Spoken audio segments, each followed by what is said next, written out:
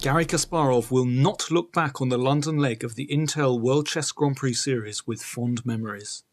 In the very first match of the tournament, he was pitted against a silicon monster that devoured him with the minimum of emotion and the maximum publicity. A lethal combination of Chess Genius software running on Intel's powerful new Pentium processor turned what was widely expected to be a walkover for Kasparov into the world champion's worst nightmare. Since the Pentium Genius is a computer and not a robot, a human operator will read the moves off the screen and then play them out on the board. In Game 1 it seemed as though he was gaining the upper hand. Here he played his pawn to b4, attacking the bishop. Pentium Genius captured on e3, the queen recaptured. And now, if black exchanges queens, queen takes e3 check, then knight takes e3, this position looks tremendous for white. The immediate threat is to play the rook down to d7, attacking the knight and the pawn on b7. Now if one of those pawns falls, then that's the end of the game for black. The other thing is that black's bishop on g6 is completely locked out of the game. It's just biting on granite on this pawn on e4. If instead the black queen retreats to c7, then queen c5, just continuing to chase black's queen, trying to force the exchange of queens. And now again, if queen takes c5, b takes c5, and now it's very hard to prevent the rook coming down to d7 with a winning endgame for white. Here Kasparov must have imagined that he had a winning position, but the Pentium Genius came up with a tremendous resource, tactical resource. It played the rook to d8. Now if queen takes queen, then rook takes d1 check, king f2, pawn takes queen, and black is a whole rook up. So Kasparov was forced to exchange rooks. Rook takes d8 check, queen takes d8, but now he has no real advantage, because if queen takes pawn, then queen d1 check, bishop f1, and now it's possible for black to take that knight, because if queen b8, then queen c8 defends against the back rank mate. Kasparov played his bishop back to f1 to block the check, but then after b6 the computer really had no problems at all. The position was quite level. Queen came over to c3, attacking the pawn, but then f6, and now the black bishop, which was locked out on g6, is coming back into the game. Bishop c4 check, bishop f7, then came knight to e3, which was possibly a mistake, because now the Pentium Genius sees the chance to move the queen down into the heart of Kasparov's position, queen to d4. Now it's possible for Kasparov to exchange queens and go into an endgame, but that would leave black slightly better. Instead, he preferred to exchange bishops, king takes f7, and he declined the exchange of queens. Queen b3 check, king f8, and then he moved his king up to g2.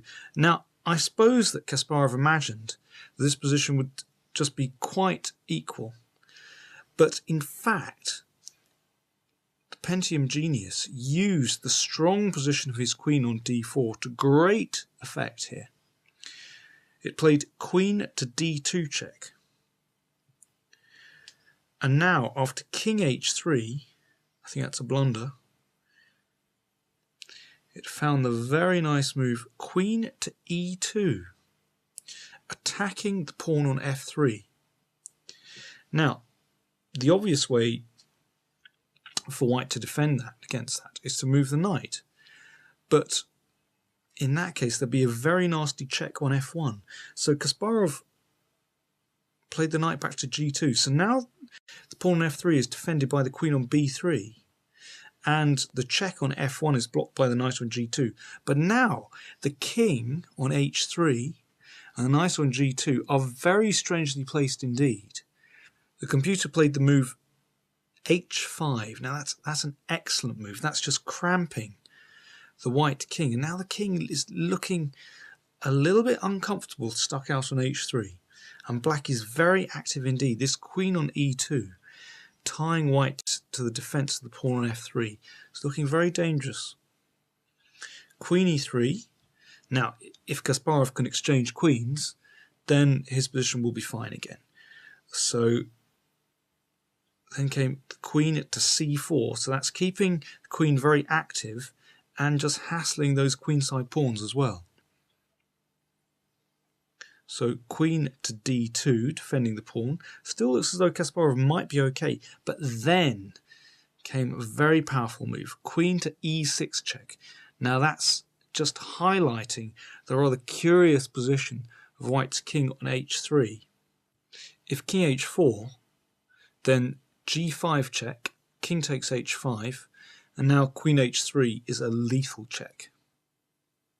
So instead Kasparov played his pawn up to g4 to block the check, but now came h takes g4, f takes g4, and now queen to c4. Returning to that square, but this time the e-pawn is isolated. So Kasparov moved his queen back to e1 to defend the e-pawn. Now notice his queen on e1 is defending the pawn on b4 and e4.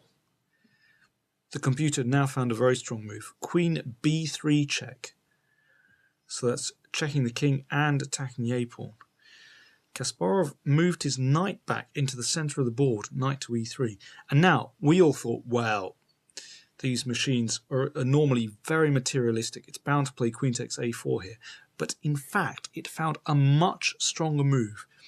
Pentium Genius found queen to d3. It's now impossible for white to defend the e-pawn, as the knight on e3 is pinned to the king. So Kasparov played the king to g3, but then after queen takes e4, black was a pawn up and held all the positional trumps. It's that centre pawn which is going to win black the game. I think it is fair to say that computers are not great at formulating long-term plans, but are lethal at calculating short-term tactics. This game is a classic example. Kasparov had to win the second game to stay in the tournament. Playing with the black pieces, he outplayed the computer in the middle game, arriving at this position. Now he's a pawn up, and so he should have a technically won game, but it's really not so simple, this position, because the Pentium Genius's queen on d7 is very actively placed, and Kasparov's king is just slightly exposed. On the other hand, white's king is very well protected by pawns and the knight.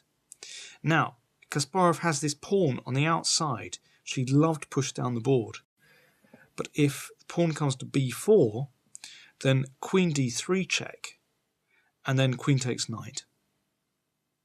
Instead, he brought the knight back, hoping to give his king a little bit of protection. But that allowed white's knight out into the game. Pentium Genius played knight to e3, just re-centralizing. Then knight to f5. And now the computer found a very strong move indeed. Queen to d3, pinning the black knight against the king. So white now has a clear threat. That is, the pawn coming to g4, winning the black knight. So Kasparov moved his king back to g8, just getting out of the pin. But then came queen d8 check. So the black king is being hassled here. Then king f7, queen d7 check. And now you could see Kasparov getting a bit rattled. He was running short of time, and he was having trouble just coping with the activity of white's queen. He played his king up to g6, but then the queen came back to d3, and it seemed as though they were just going round in circles. He played his queen to d4, perhaps rather too quickly. I think he'd imagined that white would play queen takes pawn, but then knight takes e3, f takes e3, queen takes e3 check, and black still has some winning chances here with his extra pawn, although even this would be very difficult. But the Pentium genius came up with a much stronger move, queen back to b1. Now there are two threats. The first is to play the pawn to g4, as in the previous position. Black knight can't move because it's pinned to the king by the queen on b1. And the other threat is to play knight takes f5, pawn takes f5, and queen takes pawn. And with level material, this position is a dead draw. As soon as the computer operator played the queen back to b1, Kasparov realised the chips were down. There's no way of defending against both threats. In both games he had stumbled into queen and knight endgames involving a great deal of calculation. Exactly the kind of position that computers play well. In classical chess, he might have been able to control the computer's tactics, but in speed chess, where it's necessary to keep whipping out the moves, he just couldn't manage it. Many of Kasparov's opponents are intimidated by his air of invincibility at the board. This was something that the computer failed to perceive. Its nerves of silicon carried it through some tricky situations where others may have cracked. At the end of the game, Kasparov looked like a man about to top himself. Instead, he offered a draw which the computer's human assistant, Ozzy Viner, accepted with glee. Kasparov was out of the tournament, and his chances of winning the overall Grand Prix were but a distant memory. The remaining favourites had fewer problems. New York winner Vladimir Kramnik beat one of the qualifiers from the Lloyds Bank tournament, Utat Adianto from Indonesia, without too much fuss. Vasily Ivanchuk trounced Ralph Åkesson from Sweden, and the winner from Moscow, Vishy Anand, edged out Michael Adams in a match of fluctuating fortunes. Cheers.